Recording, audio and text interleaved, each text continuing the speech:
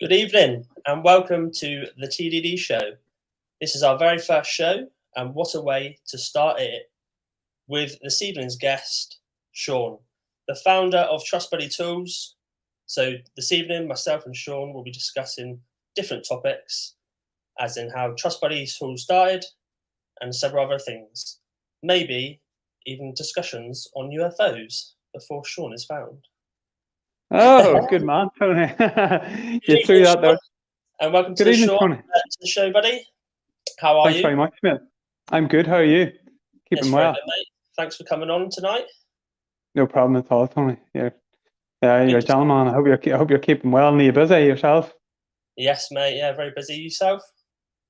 Yeah, I'm busy enough, Tony. But actually, just coming off a bit of a family tragedy there. I don't know if I told you, I was chatting to you, but we lost the wee baby just on the 1st of January. Not to start off the show on a sour note, but just to fill you in what I've been doing. And family life has been a wee bit slower, business life a wee bit slower until we kick off again in a wee while. Just, get family life running up, which is most important first, as everybody knows, and then business next.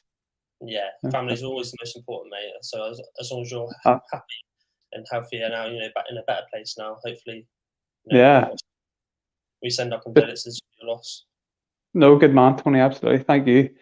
What about yourself? Are you busy? You keeping well? Have you a good start to the new year? Yes, mate. So yeah, we've work-wise, we're very, very busy. We booked out for at least the next 6 months now, full time. But then obviously the same thing with the production side of things that we're trying to kickstart. So we're doing obviously trying to do some marketing side of things. We're trying to push that, social media as well. I said myself, I'm fairly new to it, mate. I haven't really got a clue what I'm doing. Yeah. We're all new to it, Tony. I'm new to it myself. But like, little did I think that I'd be sitting in front of the camera talking about tools here myself. This time about a year and a half ago was crazy. And of course, absolutely. Of course, me and you met at the Building Careers Live, and with Big Tony from Build with A&E was running, and that's where I first met you. Yeah, that's it. Yeah, so I said Tony himself from Build with A&E, he inspired me to do the YouTube and the social media. So once I met Tony himself and spoke to him several times about bits and bobs, and then I said, come up to Building Careers Live and met yourself and other amazing people that are doing the social media stuff. It was to me, it was like I want to jump in and join this amazing social family, basically, isn't it? Yeah, that's what it is. Creating a community of like-minded individuals who are trying to help each other along in life. Give each other tips and hints, and basically, point people in the right direction. And that's what it's all about. Young people, old people, anybody at all. I'm open to help anybody. And likewise, I'm looking for people to help me get my business off the ground. And as someone from me that hasn't got a massive marketing budget, and I'm only on a small fish in a massive pond, I'm trying to get the word out about what I'm doing. Obviously, organically, that's the way I'm going at the minute. It's all organic reach and through friends and through connections and that type of thing. So it's very important for me to help build a community and, take people along with me and, to get people like-minded individuals to buy into what I'm doing as well. So that's my ethos and my thought process. Hopefully, coming on tonight will help you push now the reach about your products that you do. Because, myself, obviously, I have the BlackRock range myself.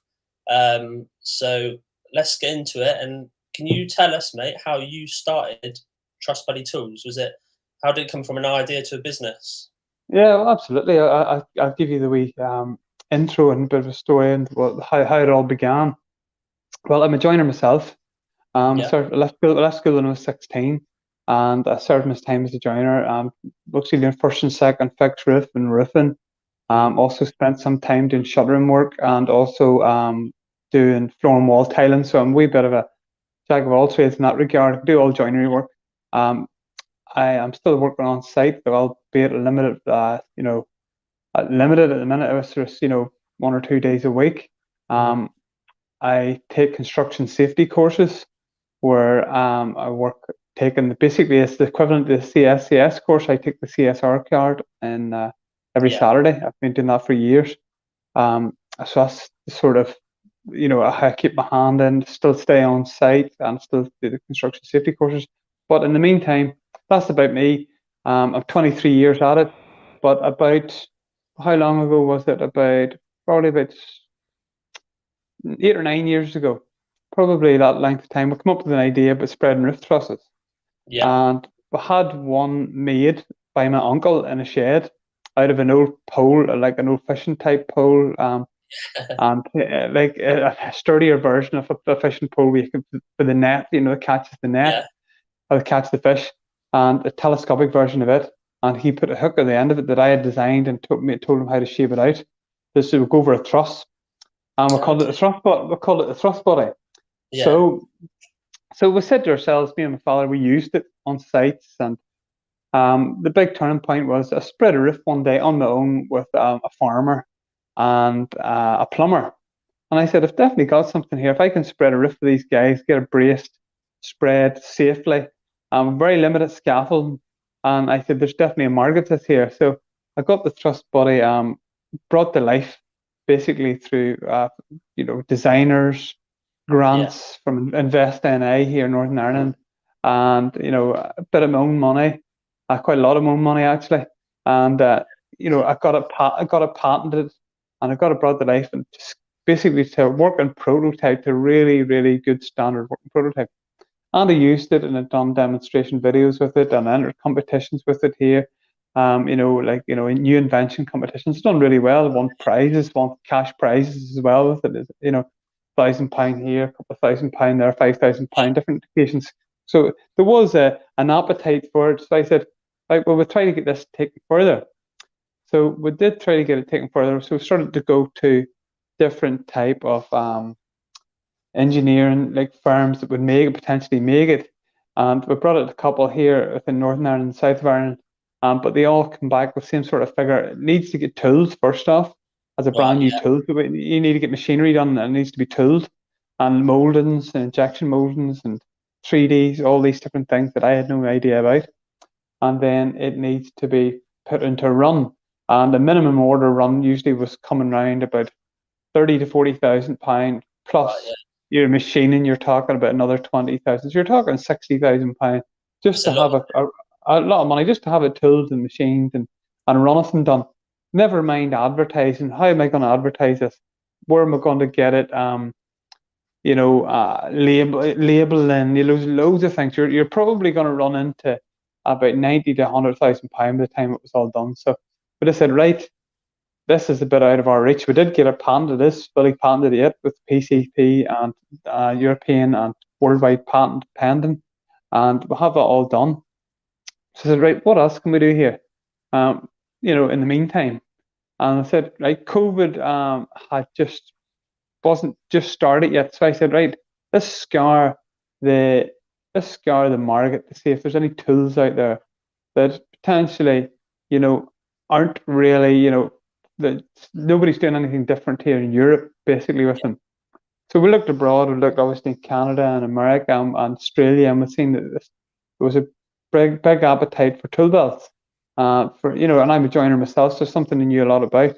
Yeah. Let's start designing our own tool belts. So we designed a couple of our own tool belts, the Black Rock range and the Comet. And I says, listen, we want to tailor for two markets here. We want to tailor for the tool junkies, really expensive upmarket ones, and the middle of the road ones. And so we'll try to tailor for both.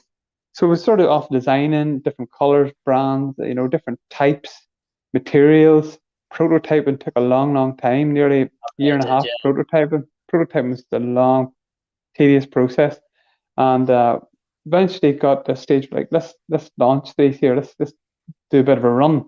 So with a bit of our own money and a bit of money from a loan as well from the bank, quite a lot of money to be honest with you, we launched our original range and our first range, and we said like our first range is obviously going to be middle of the road range, and then once if we find an appetite for that, we will then launch towards those tool junkies, and we'll build from that. So that's what we did. We launched and we started to find an appetite for it straight away within the first week. We had an order for a set of braces, and they sold. They started to sell braces and different wee bits and pieces, and a lot of inquiries, all via social media. Something I had absolutely nothing about, knew nothing absolutely about, I got in contact. I got my wife Laura, who had a bit more of an insight into social media like Facebook and Instagram, to scour about to see if she could see anybody on Instagram that would potentially wear a tool belt. And she came back with me 3 names, and the names are irrelevant really who they are. But they're three good guys, and some of them with me still. Some of them, some of them still involved with. Some of them I don't think are on Instagram anymore. It's about nearly about 2 years ago, and so they started to wear the tool belt brands, and they understood from the perspective that I was in. I was one of them. I hadn't got a massive marketing budget. I hadn't any money to pay them. I still am in that position because I'm still continuing to reinvest in everything I make into new products, into the range, into just buying more bulk as well, which is just so that's where I've got. Basically, I've got this stage where now I'm starting to become more of a recognized brand. Now people are starting to get to know us, and my whole goal for this is to offer similar type setups and similar type brands that already exist in America and Canada and Australia.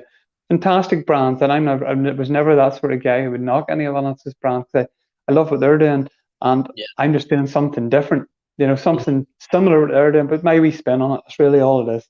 And so that's what I'm there to do. Try to offer the people of Europe and further afield a quality product at an affordable price, and that's my goal. So I'm built by one of their own, and that's my own Did you take find on it. social media help you then for a little bit to start your growth? By Instagram, I felt. What do you mean? Oh yeah, some fantastic people out there just willing to repost, share, help you out. Then eventually I got another couple of guys on board. So now my main guys now are Danny from Madden Builders. Yeah. He's Vol Hairtella. Alex Marriott Carpentry, Dave Melvin Enterprise, Sam Carpentry with Sam, and Ben Russell Carpentry. So that's 5 guys at the minute. We have people in the pipeline at the minute. We'll have other people, so it's not just going to be, someday maybe that can expand and grow even further. We've nobody in Ireland, we've nobody in Scotland, that sort of way. So there's always open avenues for other people to come on board.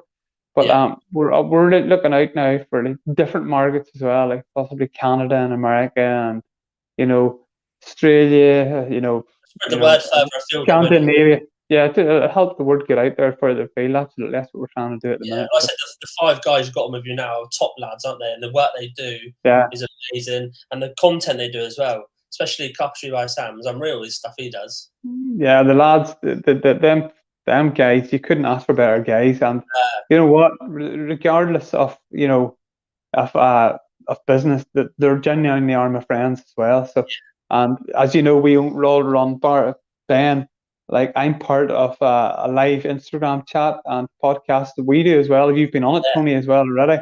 We're called the Trussbuddy. So we're we do our own wee thing there. I'm responsible for Trace. So we're very grateful for that. Look, it's all good stuff. We're all moving in the right direction, and we're all helping each other out and promoting each other. Quite a lot of the guys work with a lot of high profile brands.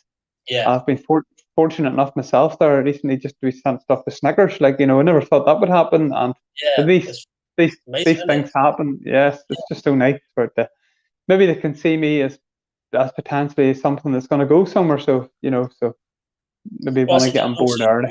Top lad as well, mate. You're such one of the genuine nice guys as well. Since I met you, you can see that you're a genuine bloke, and the work you've got within your Trussbuddy tools is the quality is amazing. So people should be seeing that and hopefully pushing you further afield as well.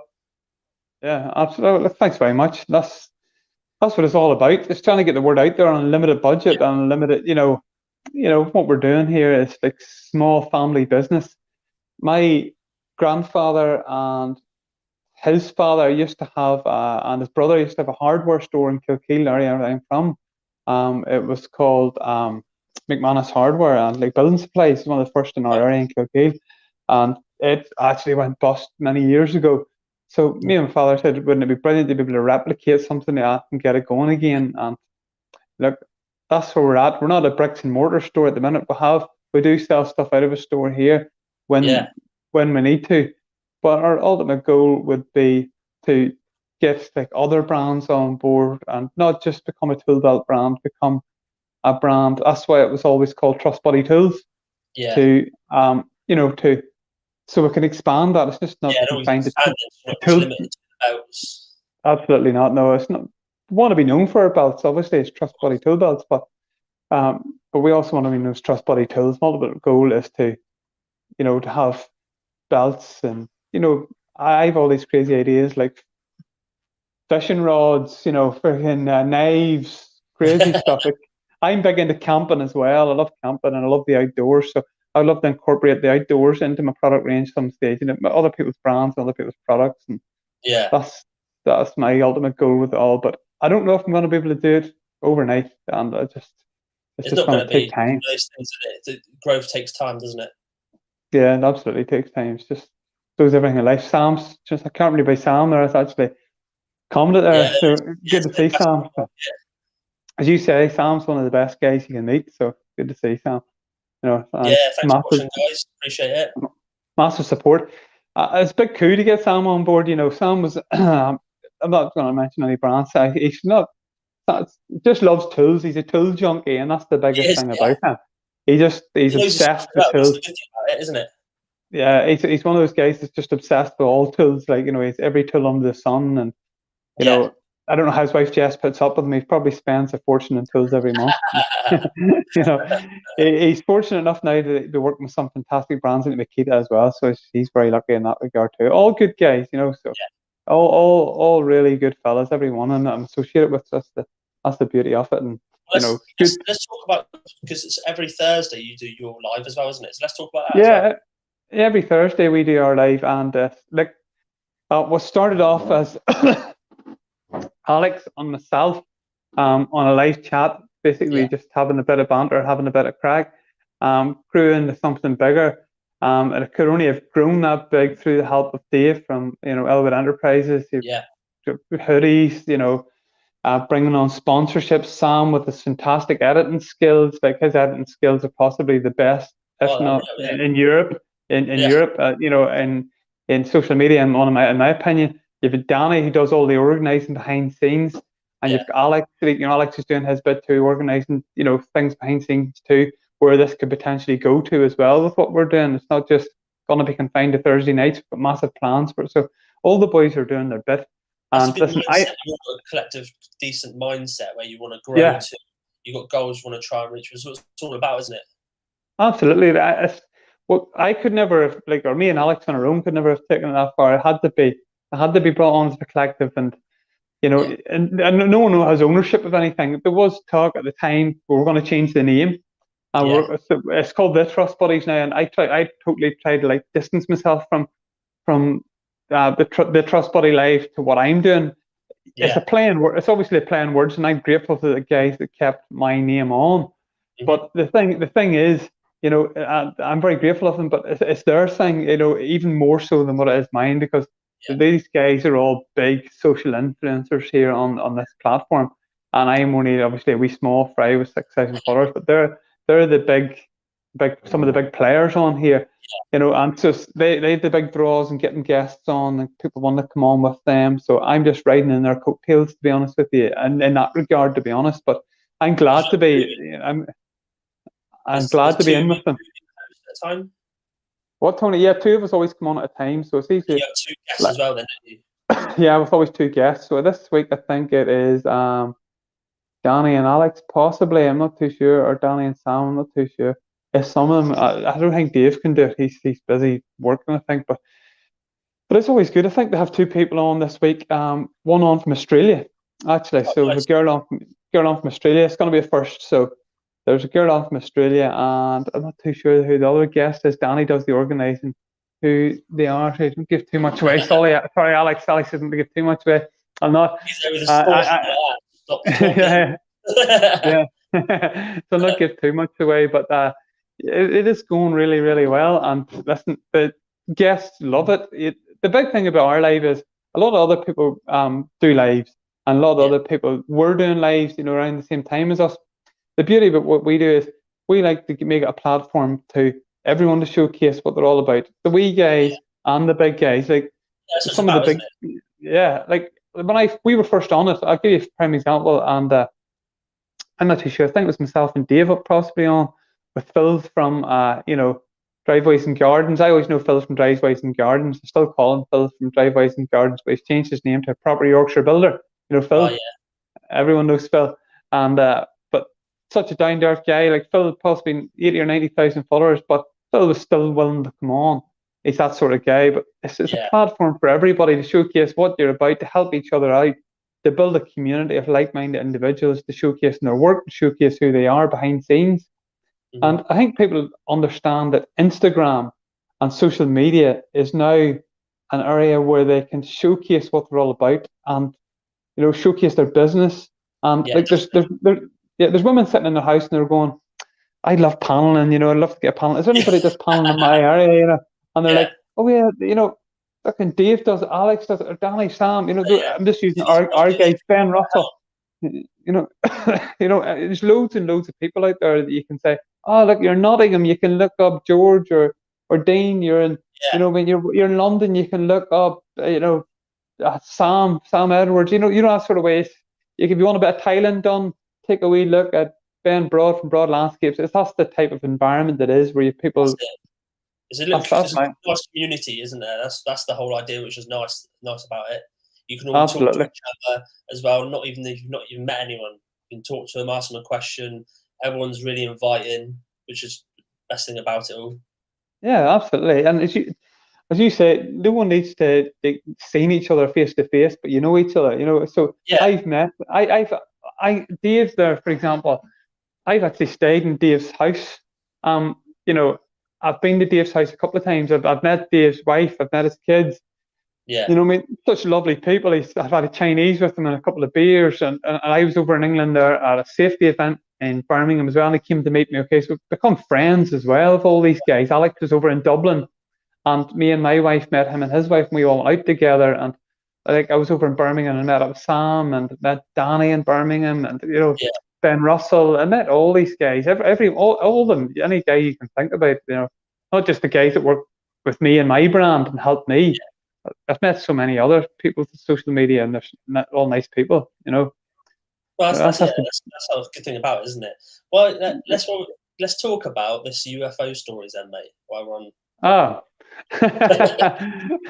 There's a lot of people now I think on social media associate me as the UFO guy because I get a lot of I Your own get a lot of series.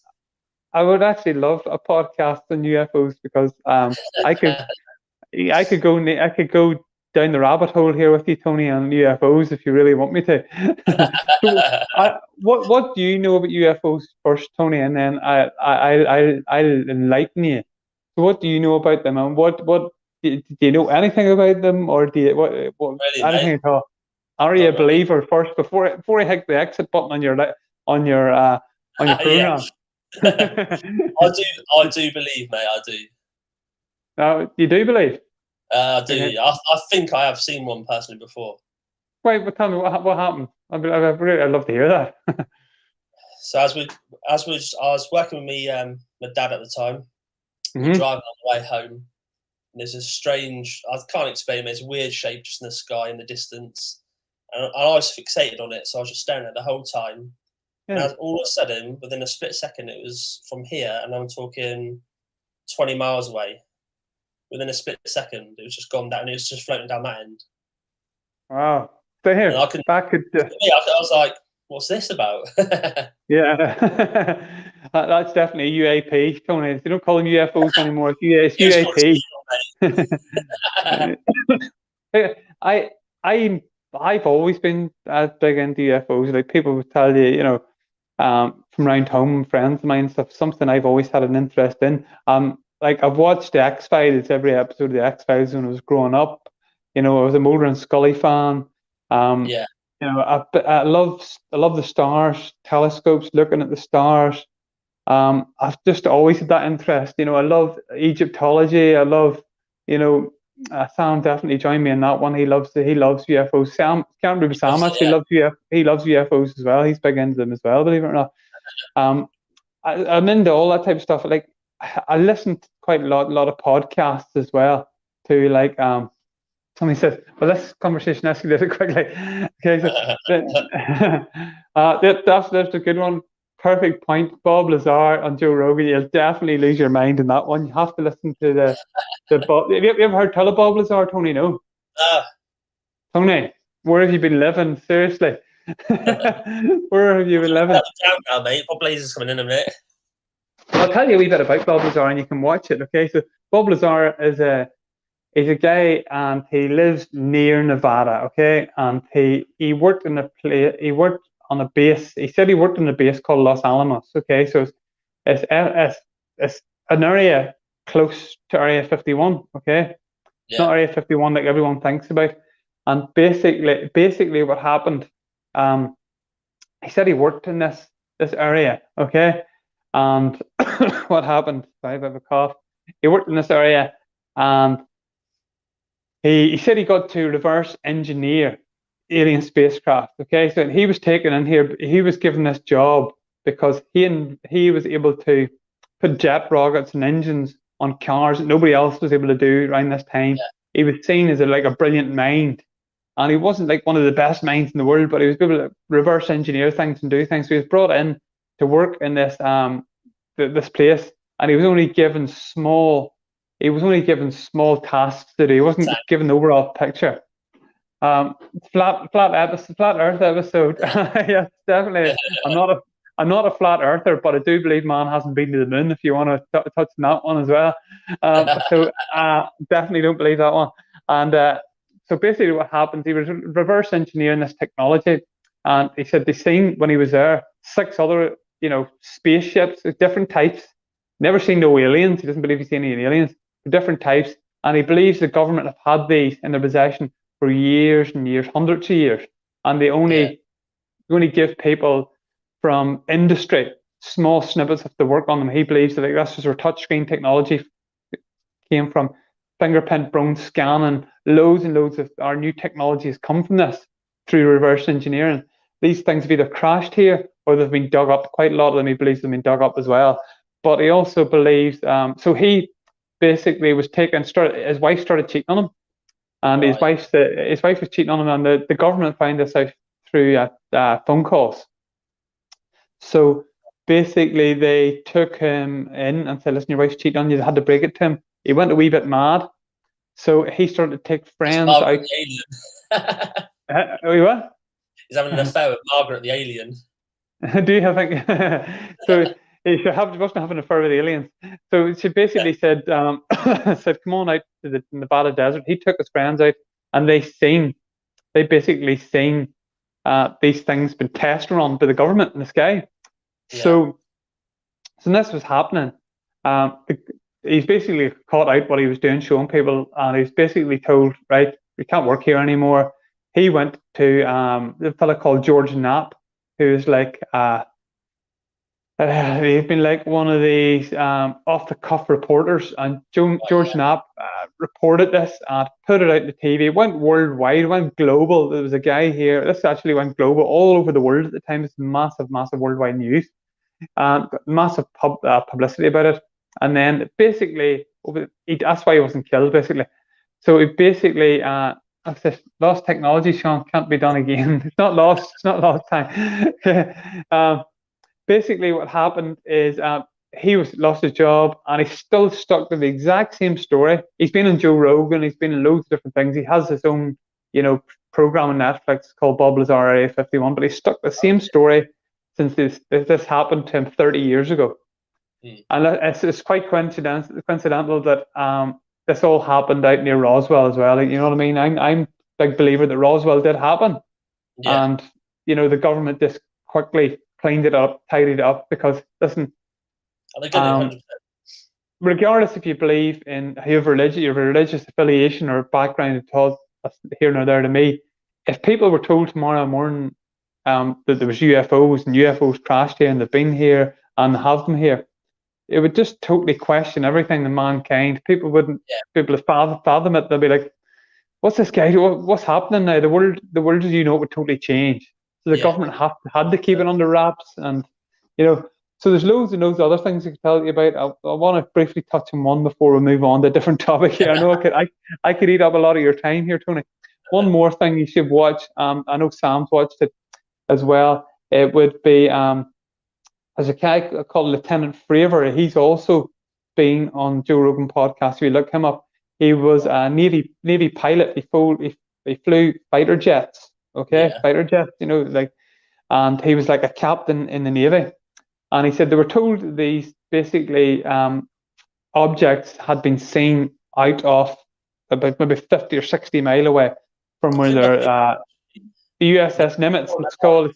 Yeah, so it says fighter jet. It's like a ship for fighter jets to land on. Okay, USS Nimitz. It's called. They flew out to the cat point, basically where they were told to go to, where these sightings were at, and they started to fly. They could see this white tic-tac shaped object just down below the surface near the water. So they started to circle around it, got down lower and lower. This thing started to circle up towards them. As they were coming down, it started to mirror what they were doing. It flew back up again, and it started coming down towards them. They were really close to each other, and then it zipped off, and it was gone. And it was a white, long, elongated, elongated tic-tac shape. So they couldn't understand what it was. And they went back and they radioed and they said, yes, we've seen these things before. And people were saying, look, this guy's crazy. But he says, listen, I've had psychoanalysis tests done on me. Okay, he says, you're not allowed to fly fighter jets worth 50 to 60 million pounds if you're nuts. You know what I mean? So that's my one and that one. But I could go on forever. Like I've so many things to talk to you about, I could talk to you about Egypt. I could talk to you about another fantastic guy that I'm big into is called Graham Hancock, and he's big in Egyptology, and he's wrote a book called The Fingerprints to the Gods, where he talks about basically there was lost civilization here before with really higher intelligence, but it was all wiped out when the asteroids hit. And some people don't believe asteroids hit, but there's signs of water, signs of it all over the world. Okay, a place called Göbekli Tepe, and where there's basically they've unearthed this place, and there's ruins which outdate any ruins they found in the world about 20 to 30,000 years. There's signs of water erosion in the Great Pyramids. Like this, all great stuff. It's fantastic to listen to, and like if I had my own podcast, that's the people I'd be getting on. You know what I mean? I love the construction podcast to do with my own friends, my own lads there. But I would love also, and it's actually funny enough, who was saying that to the other day? I don't know who was saying it to. I would love to ultimately have Trussbuddy tools as a business. This is my ultimate goal, set up as a business. And basically, I still like to be involved, have my hands involved, but be able to do the things I enjoy in life, like a podcast and all those things that I talked about, camping. I like hunting, I like the outdoors, I like crazy stuff like that. That's ultimately. You do the cold water swimming, don't you, all the time? I swim every day as well. I took a wee bit of a backward step because of what happened in my home life since Christmas. So I haven't really been swimming since Christmas, but I've been taking cold baths to keep myself acclimatized. So if you stop it, you're basically screwed. So every night before bed, fill the bath up with freezing cold water and you get into it. So if anyone listening wants to send me a free water tub, you're more than welcome to send it to Ireland. Any of those big brands, Lumi or some of those ones, you can send me one. Maybe the aliens can come off you as well. Have you ever tried it? No, getting into the water, no? Have you ever tried getting into cold water exposure, no? No, I'll have a cold shower, freezing cold shower, but I won't go into the sea. You should, why not? It's only 5 minutes away from me as well. What's that Dean saying? It's like the solar system, our minds aren't big enough anymore to understand. Absolutely. That's the thing about the solar system. Like, see every time you look at the stars in the sky, right? You look at a star in the sky, so people don't understand. You put every one of those stars like a grain of sand, and every beach in it and the world, all over the world, is a grain of sand. That's how many stars there are, and more. There's galaxies and galaxies and galaxies and galaxies. You know what I mean? It's just never ending. For people to think we're the only place, in the world, is, they're crazy. Like, you know what I mean? There's definitely, I think and it's because they're easily led on. So the government tell them one thing over here. We call it like the magic trick. What else is going on over here, isn't it? That's what it is. Smoke screens. It's smoke screens. They tell you this is what's happening. That's why at the minute, I don't know if you know what's happening. The government are releasing stuff at the minute. Okay, so I need to put my phone charger in here, Tony. Something there. Give me 2 seconds. That's right. Sorry, guys. The aliens and the government are draining his battery to try and get him off this podcast. Well, I hope you all enjoyed it so far. Anyway, nice to see you adding into the comments as well. Just going to say, guys, so you got about 20-something viewers earlier, so it seems to be going really well. We appreciate all of you for commenting. It's been going really, really well so far. Do remember, ask any questions you want in the comments, and I'll feed it through to the guys on this live stream.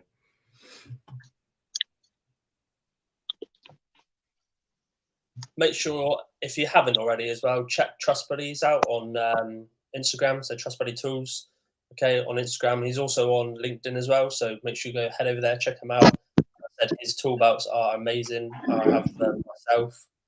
Are you back now, mate? That's me back now, Tony. I was down to 2% there. I was quite lucky I didn't get cut off. Make sure I'm turned on. Yeah, I'm turned on. Yeah, it's charging here. Hopefully. Well, let's go back to the Trussbuddy tools then, mate. So what's your I have 1%. I've 1% here, Tony. I don't know what's happening with my thing. I hope I'm not going to lose you or anything. I have myself plugged in. That's all we need, Tony. Yeah, it's still there, mate. About it. No, hopefully, Sam. Nobody's hijacked it. I hope I don't lose you. It's back up to 2%. Hopefully, it keeps going back up again. What were you saying, Tony? What were you going to ask me? I was just going to say, mate, talking about what's your biggest aim for Trussbuddy Tools. So you've got a big goal that you want to try and reach? Yeah, ultimately, I'd love to become the largest tool belt brand in Europe, and possibly, why not, as big as the world as any of the rest of them. Acrobus, Diamondback, Buckaroo, who've got Occidental. They're the big guys, the big hitters. Badger as well. And listen, I'm just doing the exact same thing they are. We're all making tool belts. They're all slots for pencils and tapes and squares. That's all they are. Some people become brand loyal. Some people become a wee bit hung up and oh, you're doing something similar to somebody else. We're all doing something similar to each other. That's all it basically is. Nobody owns a tool belt. It's just, they started life as a leather apron for blacksmiths, and now it's a tool belt for people in construction sites. And we're all doing similar things. I've just offering my slant on it and my sway on it. I'm trying to get a product range that is affordable and hard wearing and sustainable, and different slants and different ideas on it. And I've definitely got a fantastic, probably about 8 new products coming out in the next couple of months. It took a wee bit of a backward step due to to family life, and took a wee bit of a backward step. Everything in my life has for a month there, basically trying to help out at home, and but we're going to get the ball rolling again on that very soon and keep things moving forward. So you're doing really, really good. You've also got top lads on with you at the minute, which are going to help you push it. You can't ask for any more. You can't push it any quicker, can you? So no, that's it. Absolutely not. And listen, it's all organic reach. Listen, I haven't spent 5p on advertising, not one bit. So it's all just through friends, helping, word of mouth, good people, basically. Listen, you get a lot of people in the world who wouldn't want to help you out, and I'm extremely. You get that everywhere in life, and the naysayers and people don't really.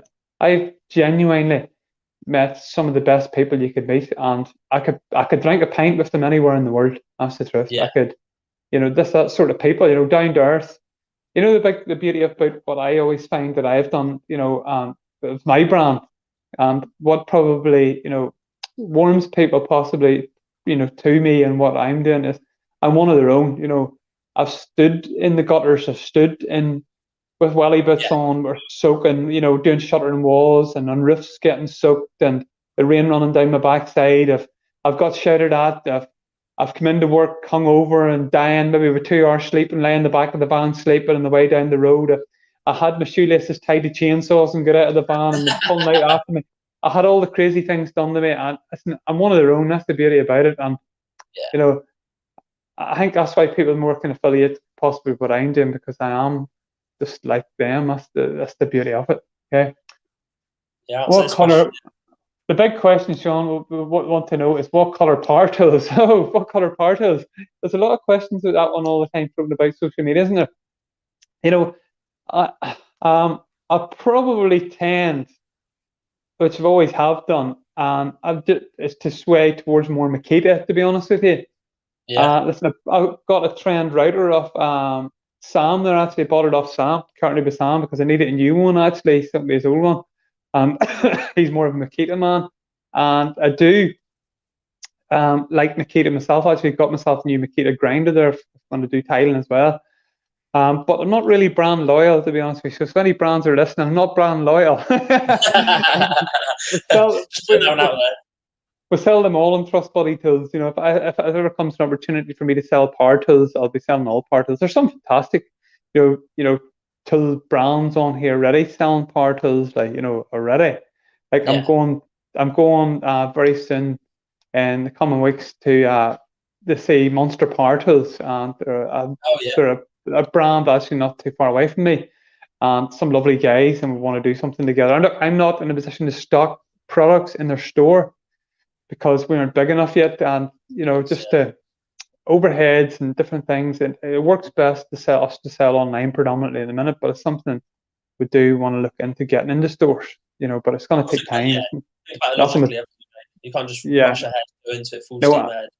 Absolutely not, because then you're these big firms that you're going to be selling into, they'll all be looking things that I don't know, the price to be looking at them will be a lot lower at the minute than I can do, because I'm not having as much stock probably is the big thing. The stock levels wouldn't be as big to offer this to the bigger firms. But here, hopefully we'll be able to get there. That's the big thing. It was a diplomatic answer. No thanks. Sorry for that there. Sorry.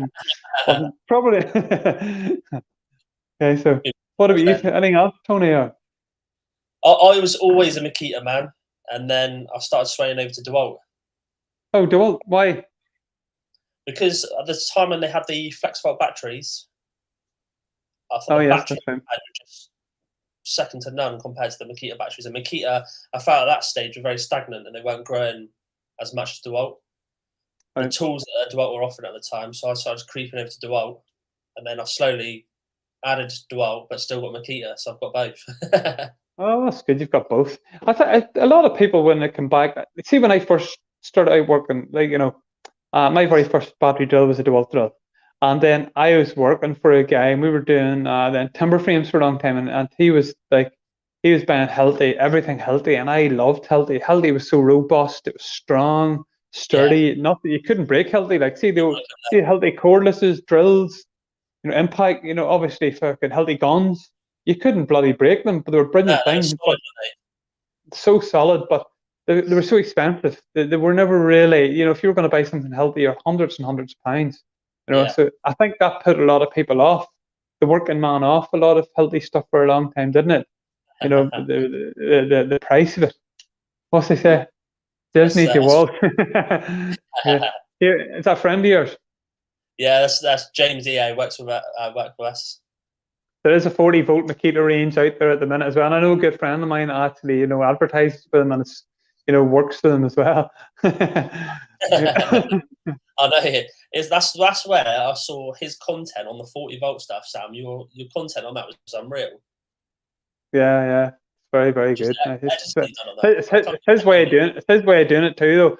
Anybody else could be looking at that Makita stuff, and I could be showcasing it, and it would never be done as well. Sam is a unique spin on it. It's it's the way his mind works. I'm not too sure. He inspired me to do that, actually, the green screen video that so basically Dan was Oh, George is on the now. master behind it. Who is George? George. Oh, good man. From GM Joinery, is it? George. George from Gym Joinery. Oh, Oh, yeah. very good. George, I like your van. George got a lovely new van. Yes. So, Yes. You can do that handwritten and stuff, isn't he? yeah, lovely new van. I've seen that on one of his posts. And it's also got Snickers trousers. So, you know, Eating so Snickers that's as well. spectacular.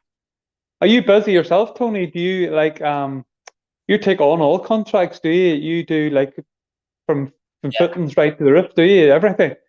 Yeah, so we do the whole project from start to finish, except for electrical and plumbing that we subcontract in. Oh, very good. I thought you're very like the guy I actually work for in a guy I work for on a freelance basis, obviously, and you know, self-employed, and when you work from an odd time. But big shout out to Precise Contracts, Connor, if you're listening. He's a good friend of mine. Great guy, great firm, going from strength to strength. We do a bit of everything. Some days I could be driving a telehandler for them. Some days I could be tiling for them. Some days I could be hanging a door for them, roofing, studding, whatever. You know, It's some different trades, isn't it? That's what I like. Yeah, I was never always that way. I was always only ever joiner, joinery work. Like, you know, I had a maintenance contract for two big, you know, government buildings, you know, like listed buildings for a couple of years as well, which kept me busy with them for a long time. Where I mean, like doing it's all lovely, some of it lovely finished work all the time. I was doing that for a long time, but then I just started to work for them. I was, you know, over the past couple of years, a day here or there, and really enjoyed it. You know, so doing a bit of everything I found actually far more enjoyable this past while. You know, but I've actually saying to him, trade would you prefer to do then? If you weren't a joiner, what other trade would you prefer to do? probably I can tile as well, so I've done a bit of floor and wall tiling. I can tile quite decent enough, but I wouldn't make a living out of it because I'm too slow. Probably I wouldn't be. If you had me in time work, I'm dead on. Price work, not so bad, you know. But possibly I don't know. Uh, Let me think. What would I do? Well, let me think. Plastering, possibly. Yeah. You know, because my brother-in-law is a plasterer, and you know, I can do a wee bit of plastering. You know, a wee bit of him. You know, he's taught me things over the years. I can do a bit of bonding. I can do a wee bit. I can sand the cement. I can rub up. I can do bits and pieces of that. He would have to come in behind me, like, you know, rubbed up. Yeah, I've rubbed things up before, and I've plastered things before, and if he's there, he's plastering away at something else. I'm doing something. He'll come in with a sponge and just give it that wee, you know, just that wee finish where I could never got it that just be perfect finish. Just obviously through his experience levels and his time at it. That's the difference. That's how I learned loads of different trades. Obviously, when you start on your own and you're waiting for other people to do stuff, half the time you're thinking, I haven't got time to wait here, so I'm just going to crack on. You do it yourself, and you slowly start progressing. You start picking up other trades, and that's how you learn how to do everything else, isn't it? Yeah, absolutely. That's how you learn. And you see, the thing is too, I see a lot of guys here on Instagram really good multi-trades, really, really good. I'm not going to name them all here because there's some of them shit hot, but you know, can absolutely do loads of stuff. They can tile, they can do joinery work, they can do plumbing, they can do sparking, they can fit kitchens, they can do roofs. I'm like, fucking hell, these guys can do everything. Do more, loads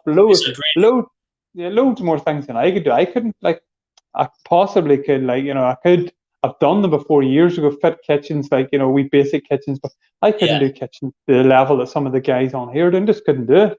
You know what I mean? Just that's life, isn't it? I suppose to, you know. That's probably one of my pet hates doing kitchens. Is it? Yeah.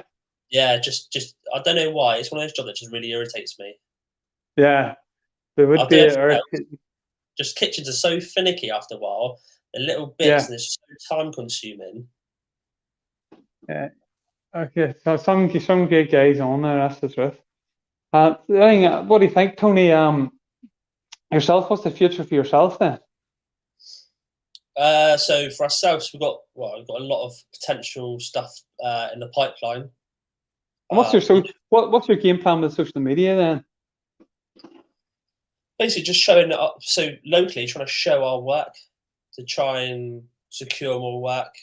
Basically, show what we can do. Shows people in the inside of the company how we work, how we run our stuff.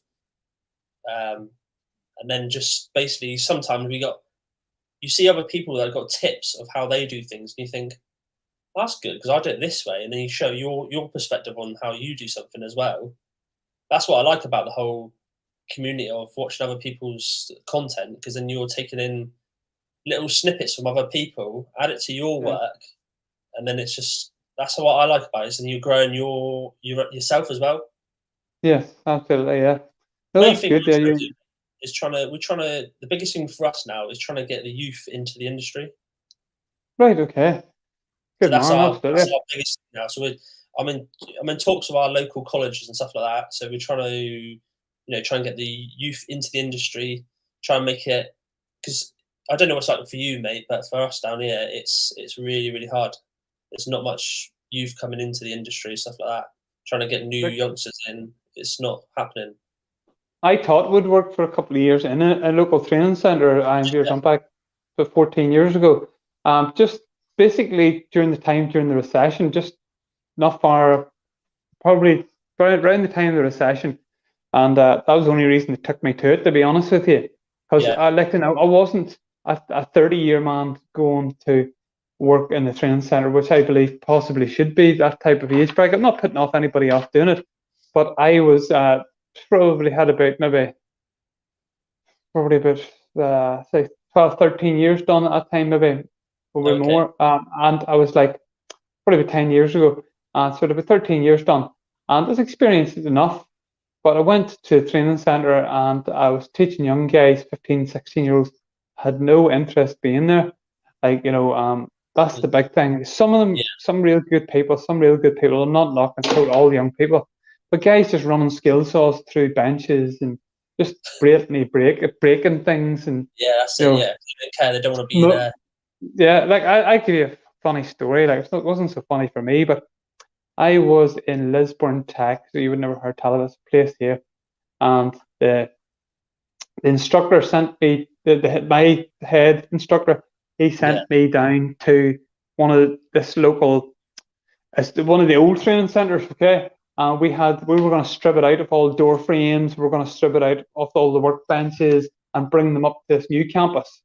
So he sent me down. He sent me down with my 15 lads from my course. We were going to strip out things and then bring them all back up. We're going to bring them back up in minibuses, right? And we're stripping all these things out. He sent me another 30 down. He gave me a phone call, Sean, I'm not going to need to send you another 30 down, right? I says, right. I says, this is a bit much here, right? 15 down, so it's 30. And next thing you know, and these guys were ready. The 15 that I had were ready delinquents, like ready clean bonkers, like, not white in the hair. Sent me another 15 down. And then mistake was made. Someone from the secretary or something sent me another 15 down, and 45 young people in it. It was something out of Lord of the Flies. I had people blowing cigarette smoke in the face. I had fire extinguishers been set up all over the place. Fires lit, fire brigade came, holes in walls, people smashing, those tube lighting. The flashing tubes. Flashing tubes, smashing them over each other's heads. I walked through the corridor and a bookshelf, which probably weighed about 100 kilograms, 200, came smashing down from 2 stories above, smashed in the foyer. This is the building that people had just left, smashed. Holes in walls that you could walk through. I mean, this was in the space of half an hour. The place was decimated, and I just basically had to ring the guy. Said, I've lost control down here. I says, you make it down here. I lost control. I'm not going to say it. I'd lost total control. The place was chaos, mayhem. It was something I only went home to my wife, Laura. Probably wasn't married at the time. I wasn't married at the time. I went home and told her the story. And I said, you couldn't understand this. I says, it was something out of a movie. It genuinely was something out of a movie with the chaos and the mayhem that was going on. Every room you went into, they were doing something different, burning things, setting fires like in a building, and cutting holes through walls with recip saws and walking through from one room to the next. No reason as well. It's just crazy. You know what I mean? Yeah. But I'm not blaming all of you, but that got me. That got me to a stage where I was like, yeah, this isn't for me, this type of job. So I left. I think most people pack it in after that. I didn't pack it in exactly after that, but I just said to the guy, I didn't even make it, that long in it, about a year and a half, near 2 years, and it's just right, that'll do me, so I left it. So that's the crack, that one. Oh, I don't blame you at all, mate. So what do you reckon? What's your thoughts on the biggest things you see in the future of construction as well then? The biggest thing that we should see in the future of Yeah, construction. so the biggest change that you might see, you might think that might come in the future. It should Or come something in. that might come in to make the construction industry more interesting, or That's a good question. It's a hard one now to answer that. bring back the alien Possibly. technology. Easy. I thought possibly, always thought, better possibly welfare facilities, possibly on small building sites. I know all small contractors can't do that, but I don't even know. Even possibly, I know there's a lot of self-employed people out there make a lot more money self-employed than they do on the cards, but possibly more government, ways of looking after people in the construction industry. You know what I mean? Yeah. Like not having big contractors. Like, but this was something that always annoyed me, right? And there's nothing wrong with it, but people, businessmen, and they can't do it. This is probably alienate me from people saying this, but businessmen getting into building, the building game, and not having their feet in the ground, not having an understanding of the men, and then treating the men like shit, which always annoyed me. You know what I mean? And just because you have money and you're able now to become this building contractor, and you're building houses because it is an avenue to make a hell of a lot of money. Don't treat people like shit when you're doing it. That's something that always annoyed me. And putting working class families, maybe working class building site men, cramming them into small homes has always annoyed me as well. A man maybe buying a house for £150,000, an extremely expensive house, cramming them into small houses, cramming them into. Listen, my own house isn't big. I'm only saying cramming men into, even them coming from a building site environment themselves, and then just taking advantage. Not even giving people gardens anymore. What really annoys me, eating up every bit of space. Not even giving children a garden to play in. You know what I mean? Annoys me. Things like that annoy me. And I always think, there should be government regulations laid out to say, if you're building a site of houses here, half fucking leave. At least you're not building. You're building 2 less houses from now on, and you're giving children a garden. You're giving children a garden to play in. That's my thought process in that one. I think that should be something. Always annoyed me that we kids didn't know where to play in. You know what I mean? Things like that. Just want some robots. And I think I've seen robots doing work in Japan. They're doing site work, but it's a long way off. You're talking a long, long way off. The maintenance of those robots, you've got, the price of them. You're talking over 100 years. Feeding it. What's that? You have a robot building the blockwork of a house or whatever, or the brickwork. So you've got that set up, but you need 4 or 5 blokes feeding the machine. So it's a long way off. Yeah, it's a long way off, yeah.